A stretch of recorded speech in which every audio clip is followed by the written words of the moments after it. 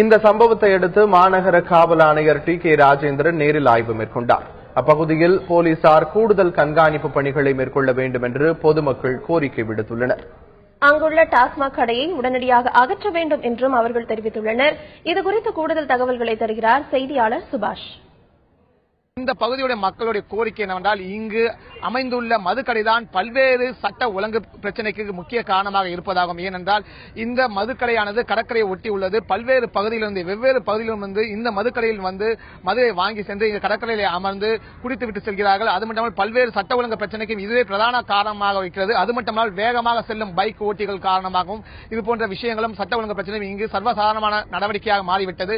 எனவே இங்கு அமைந்துள்ள மதுக்கடையை உடனடியாக அகற்றப்பட வேண்டும் என்பது இப்பகுதி மக்களின் கோரிக்கையாக இருக்கிறது. இந்த சம்பவத்திற்கு பிறகாவது இந்த மதுக்கடையை உடனடியாக அகற்றப்பட வேண்டும் என்பது இந்த பகுதி மக்கள் கூறுகிறார்கள்.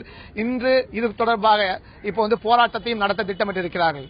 தந்தி டிவி செய்திகளுக்காக ஒளிப்பதிவாளர் பாலாஜியுடன் சுபாஷ் சந்திரபோஸ்.